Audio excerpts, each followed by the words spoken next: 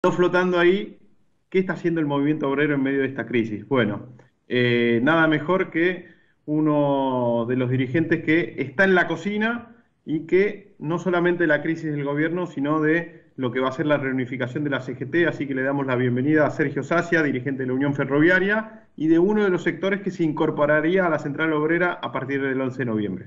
¿Qué tal, Sergio? Buenas tardes. Hola, buenas tardes, ¿cómo estás? La verdad que sí, que me gusta cocinar mucho, ¿eh? Soy un amante del asado y de distintos tipos de comidas, así que es uno de mis fuertes. Mirá que Cristina dijo que no estamos en condiciones de comer asado, ¿eh?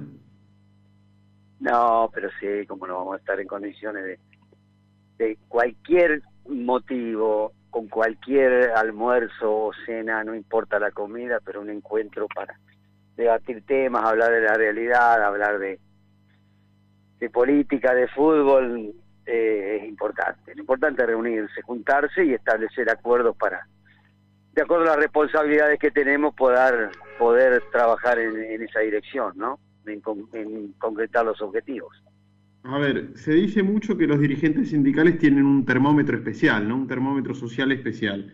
Estuviste en una reunión ayer muy importante de un sector del sindicalismo en el que conviven, por ejemplo, gremios importantes como Camioneros de Moyano, el ESMATA de Piñanelli, Palazzo de la Bancaria. Me imagino que habrán hablado de la crisis institucional que atraviesa el gobierno y me interesa saber cuál es su postura y qué es lo que ven al final del túnel. Sí, de ahí salió lógicamente el documento, salió el respaldo a la institucionalidad del gobierno, sabemos dónde distintos medios quizás sobredimensionan algunas situaciones. Entendemos que esto se va a charlar, a debatir, a buscar los puntos de encuentro, porque sobre todas las cosas está la responsabilidad de conducir los destinos del país, y confiamos realmente en eso, confiamos realmente que si militamos fuertemente del movimiento obrero de acá hasta noviembre también se van a revertir las elecciones, en el cual hicimos un análisis profundo en el día de ayer, y vamos a acompañar cada una de las acciones que se lleven adelante, que conduzcan lógicamente a buscar la salida, a buscar de una u otra manera poner de pie a la Argentina en una situación complicada que está por todo conocida, ¿no? Sergio, a ver, responsabilizaste a los medios por haber de alguna manera sobredimensionado esta crisis, ¿no? Eh, Me parece que, a ver, esto excede a la responsabilidad que pueda tener algún medio de comunicación más afín o más opositor al gobierno. Acá hay una cuestión de fondo que me parece que coincidís conmigo al decir que al principio hablaba de una implosión en el frente de todos. ¿Crees que hay un punto de retorno en el oficialismo? Sí, yo considero que sí, hay responsabilidad, el Frente de Todos se creó de la manera que todos sabemos, con una responsabilidad superior, que es justamente cambiar los destinos del país, mejorar la situación del país. Veníamos de 4 años complicados del gobierno anterior, y eso es lo que logró esa unidad del frente de todos. Yo no responsabilicé a los medios o a algunos medios de comunicación. Dije que hay muchas cosas también para informar, y por ahí se sobredimensionan algunas cosas, nada más. O sea, la información siempre es buena, que hay una situación que resolver es lógica y es de público conocimiento, y yo apelo siempre a la responsabilidad de los dirigentes, que van a encontrar el mejor punto de encuentro para seguir aportando a la reconstrucción que tanto necesita la Argentina. Sergio, ¿cómo te va? Diego Zucalista te saluda. ¿Cómo va? Quería preguntarte cuál es ese punto de encuentro, teniendo en cuenta todo lo que se dijo, todo lo que se sigue diciendo. Recién apareció un tercer audio de Fernanda Vallejos dando vueltas, Cerruti diciéndole que si cree todo eso tiene que renunciar. Digo, parece difícil, ¿no? Por estas horas encontrar puntos de encuentro. Hablábamos antes con un historiador y por el punto en que ha llegado la carta pública de Cristina y demás, es muy difícil romper para Alberto, pero también es muy difícil seguir. Entonces, ¿desde dónde te parece se pueden encontrar estos acuerdos? Yo no estoy en contacto con los actores en este sentido, pero cada uno será responsable de sus palabras. El punto de encuentro siempre es la responsabilidad que nos convoca a llevar adelante acciones. En el caso nuestro, tenemos que encontrar un punto de encuentro más allá de las diferencias que podamos tener para lograr la unidad de la CGT, que tanto requiere la Argentina y nos solicita la inmensa mayoría de los trabajadores.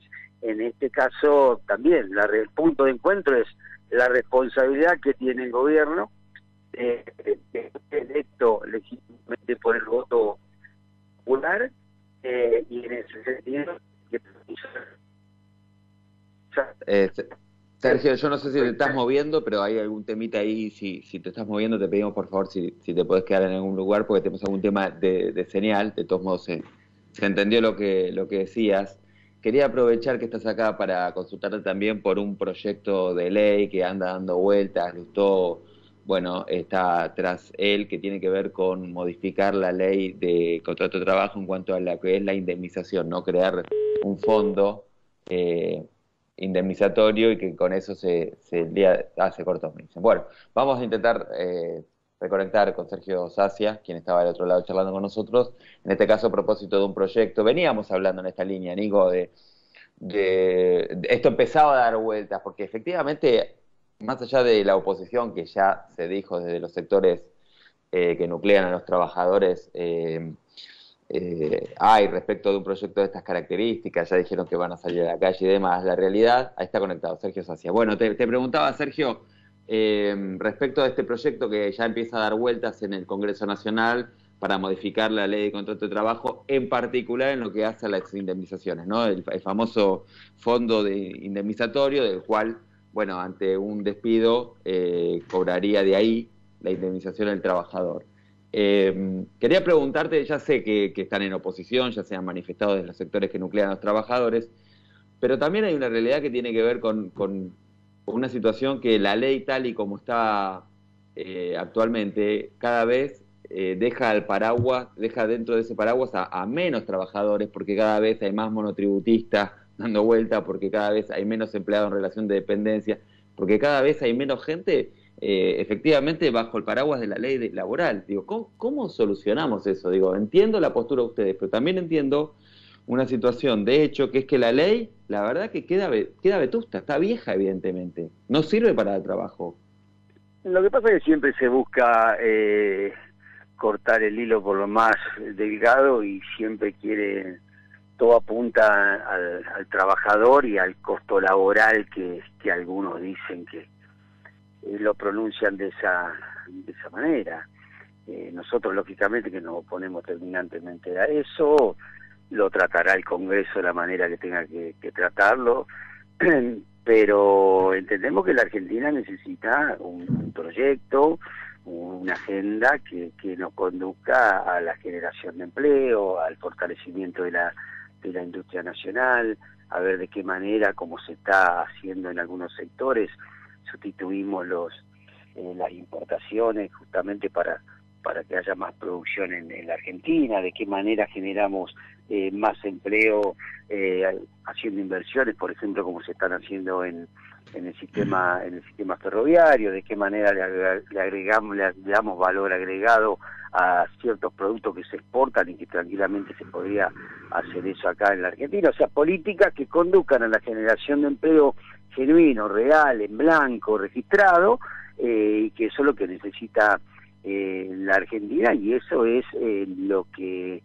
dentro de las propuestas que estaba dentro del Frente de Todos. Lamentablemente pasó lo que nos pasa a todos, lo que atraviesa el mundo, la pandemia, y hay muchas de las cosas que de las propuestas que estaban o proyectos que estaban delineados no pudieron irse concretando en esa dimensión, pero de ahí a que tengamos hoy que salir a hablar de la indemnización, etcétera, bueno, es parte de la política que un sector de la política de Argentina, de la derecha más específicamente, quiere llevar al tapete de discusión, en el cual nosotros nos oponemos, y bueno, la política en el Congreso decidirá en ese sentido y nosotros nos expresaremos en tal sentido también, ¿no?